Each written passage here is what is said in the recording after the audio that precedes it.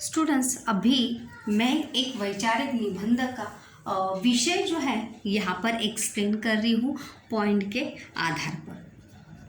पुढील मुद्दे वाचा आणि दिलेली लेखन कृती सोडवा। तर विषय आहे जनसेवा हीच ईश्वर सेवा। काय पॉइंट आहे आपला? जनसेवा हीच ईश्वर सेवा। जनसेवा यानी लोकांची सेवा म्हणजेच ईश्वर सेवा। हा आपला वैचारिक निबंधाचा काय आहे विषय आहे। तो और यहाँ पर ये सब पॉइंट जो है यहाँ पर आपको दिए गए हैं और उस पॉइंट के आधार पर जो है आपको वहाँ पर लेखन करना है। तर कशा प्रकारे आपण या पॉइंटचा किंवा मुद्द्यांचा विचार करून वैचारिक निबंध लिहू शकतो ते आपण या मुद्द्यांच्या आधारे मुलांना पाहणार आहोत। चला तर सगळ्यात अगोदर जे आहे ते पाहूया।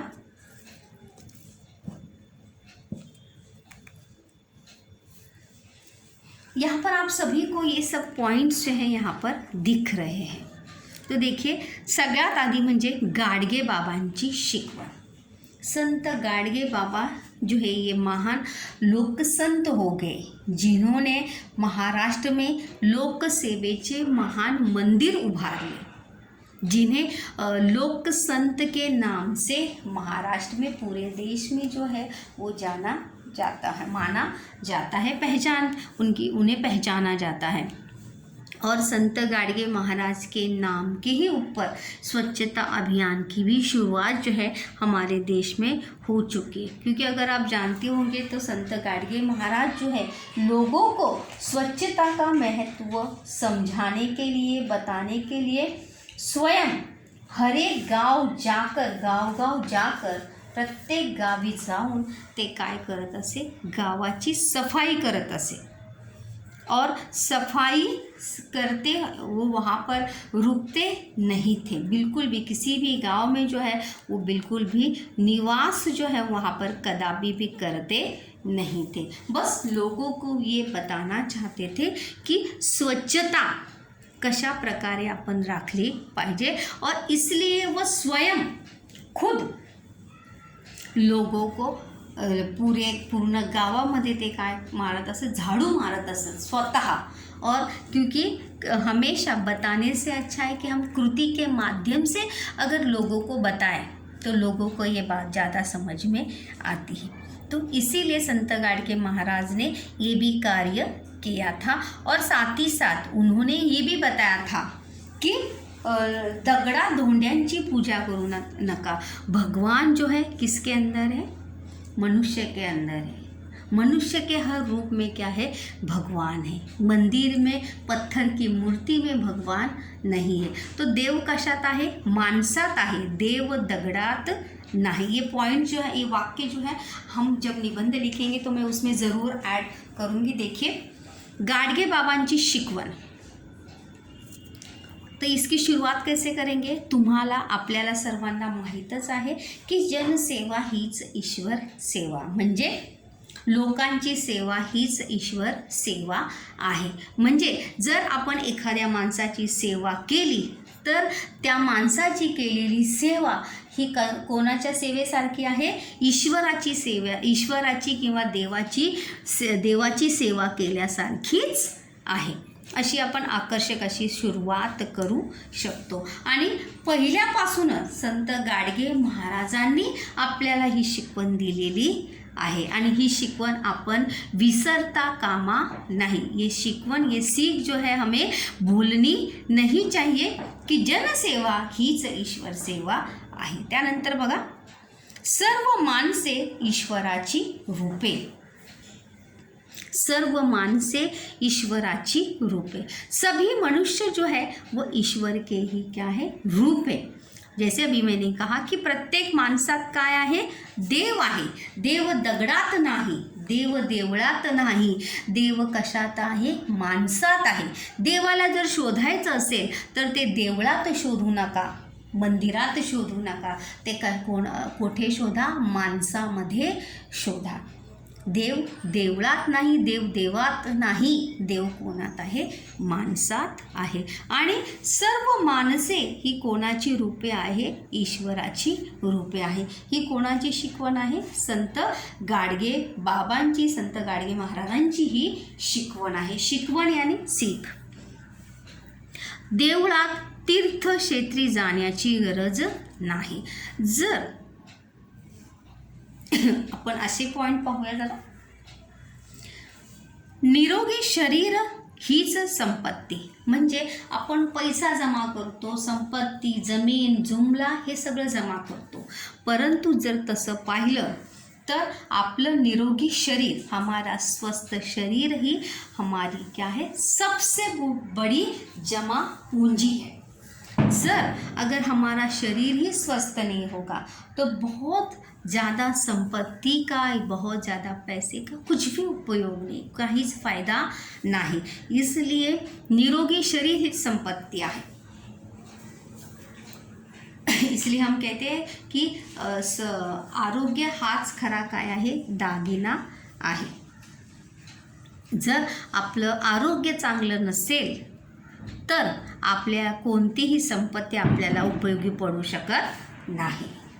त्यानंतर अपंग, वृद्ध, व्याधिग्रस्त यांची सेवा.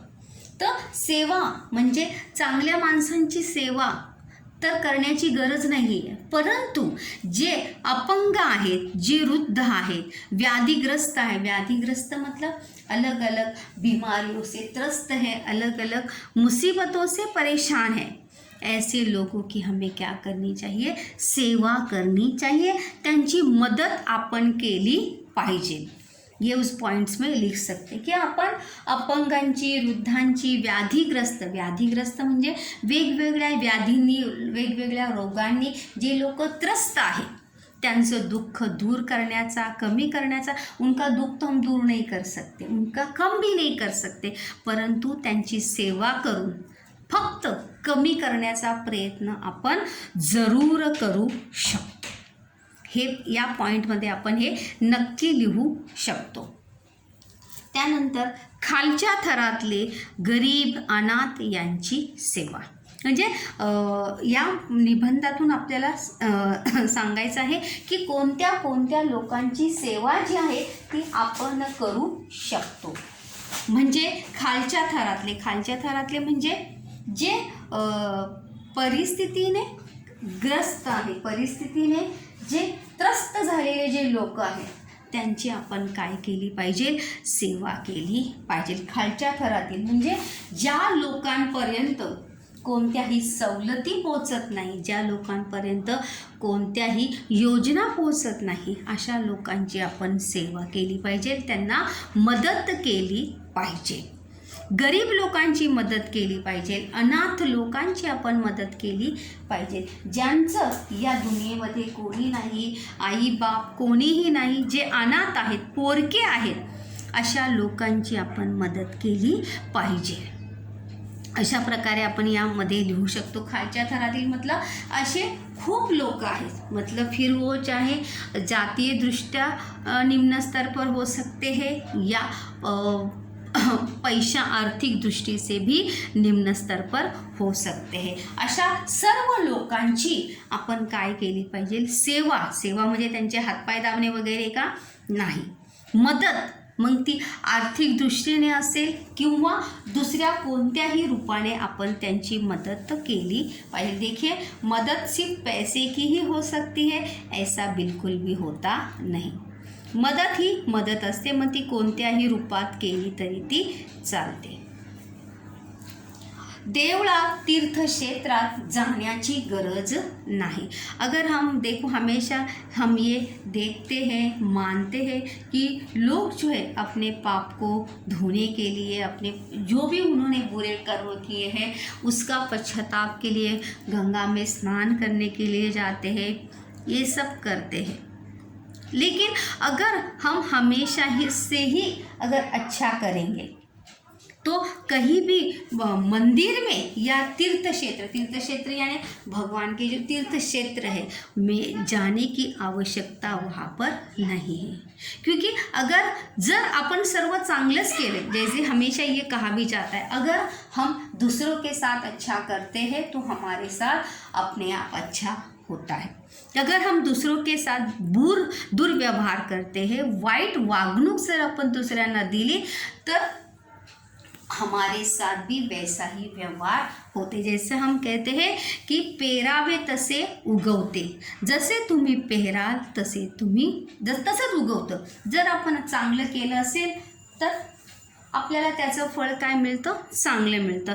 अगर हमने कुछ बुरा किया है, किसी के साथ कुछ गलत किया है, तो हमारे साथ भी फ्यूचर में भविष्य में जाके वैसा ही हो सकता है। इसीलिए ऐसा करने के लिए या पछतावे के लिए मंदिर में या तीर्थ क्षेत्र जाने की आवश्यकता ही आपको नहीं पड़ेगी, अगर आप अच्छे से कार्य अगर आप करते हैं तो। इसीलिए निबंधाचं नाव काय आहे, जनसेवा हीच ईश्वर सेवा। तो हम अंतिम में शुरुआत में जैसे मैंने कहा गाडगे बाबा के सीख के हम शुरुआत करेंगे, और सेकंड पैराग्राफ, थर्ड पैराग्राफ, मध्य जिसे हम कहते हैं, सेकंड और थर्ड 4 पैराग्राफ लिखना वहाँ पर अपेक्षित है। और सेकंड और थर्ड पैराग्राफ में आप इन सभी, चाहे तो आप 5 भी लिख सकते हैं छोटे छोटे। सेकंड और थर्ड पैराग्राफ में जो है आप ये सभी पॉइंट को एकदम अच्छे से क्या करना है, हमें एक्सप्लेन करना है।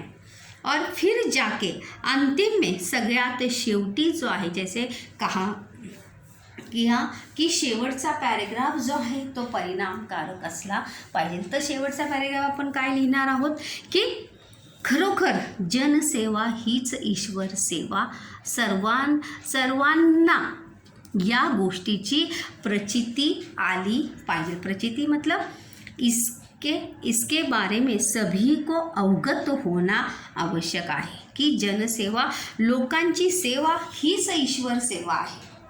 या गोष्टी मतलब इस बात से सभी लोगों को सहमत होना आवश्यक है। और सिर्फ सहमति नहीं, काय करायला पाहिजे आहे की त्या विचारांशी सगळ्यांनी सहमत होऊन या गोष्टीचं अवलंबन जे आहे ते आपल्या जीवनामध्ये करणं त्यांनी अपेक्षित आहे। जर तसं जर केलं तर खरोखर आपण आपल्या या जीवनामध्ये यशस्वी होऊन आपल्या जीवनामध्ये दुःख कष्ट जे आहे ते कधीही येणार नहीं। तो देखिए ये जो है यहाँ पर ये पहला पॉइंट जो है उसके बाद सर्व मानसे ईश्वराचे रूप, ये दूसरा। फिर यहाँ पे ये तीसरा, निरोगी शरीर हीच संपत्ति, स्वस्थ शरीर ही हमारा काय आहे, दागिना आहे, अलंकार आहे। आरोग्य हीच धन संपत्ति, आरोग्यम धन संपदा जैसा हम कहते भी हैं। त्यानंतर अपंग वृद्ध हा चौथा पॉइंट, अपंग वृद्ध व्याधिग्रस्त म्हणजे जे विविध रोगांनी त्रस्त आहेत, विविध समस्यांनी जे परेशान आहेत, त्रस्त आहेत, अशा सर्व लोकांची मदत आपण केली पाहिजे। त्यांची सेवा का मतलब है हाथ पैर दबाना नहीं, मदद उनकी करना, किसी ना किसी रूप से उनके काम आना। त्यानंतर खालच्या थरातले गरीब अनाथ यांची सेवा, ज्या म्हणजे याचाच तात्पर्य असं की ज्या लोकांना मदतीची आवश्यकता आहे त्या लोकांची मदत जी आहे ती आपण करणे अपेक्षित आहे। कारण जनसेवा हीच ईश्वर सेवा आहे, कारण सर्व माणसे ही ईश्वराची रूपे आहे। प्रत्येक माणसात काय आहे, देव आहे। प्रत्येक माणूस हा देवाचा अवतार आहे आणि त्यामुळे आपलं प्रायश्चित्त करण्यासाठी किंवा मोक्ष प्राप्तीसाठी कोणत्याही देवळात, कोणत्याही तीर्थक्षेत्री जाण्याची गरज जी आहे ती आपल्याला नाही। कारण जर आपण चांगलं कर्म केलं असेल तर त्याचं फळ आपल्याला नक्कीच भेटणार आहे. अगर हमारे कर्म अच्छे होंगे तो इसमें से या ठिकाणी जाण्याची आपल्याला आवश्यकता नाही. जैसे की और ये निबंध हमें ये भी नहीं बताता है की आपण देवाची संत गाडगे महाराजांची ही शिकवण आहे की देव देवळात नाही, देव दगडात नाही, तर देव कशामध्ये आहे? माणसात आहे. त्यामुळे तुम्ही कोणाची पूजा केली पाहिजे? माणसाची पूजा केली पाहिजे. ही गाडगे इस तरह से जो है. आणि तुम्ही शेवटी हे सुद्धा लिहू शकता की हो मी सुद्धा आजपासून जनसेवा हीच ईश्वर सेवा या सुविचाराचा अवलंब माझ्या स्वतःच्या जीवनामध्ये करणार आहे. मला आशा आहे तुम्ही सुद्धा या सुविचाराचा अवलंब नक्कीच तुमच्या जीवनामध्ये कराल. आणि जर तुम्ही असं केलं तर तुम्हाला कोणत्याही गोष्टीची कमतरता, दुःख कधीही वाटणार नाही. कारण की आनंद वाटल्याने वाढतो, दुःख कमी केल्याने ते दुःख जे आहे ते काय, दुसऱ्याचं दुःख जर आपण कमी केलं तर ते काय होतं? नक्कीच कमी होतं.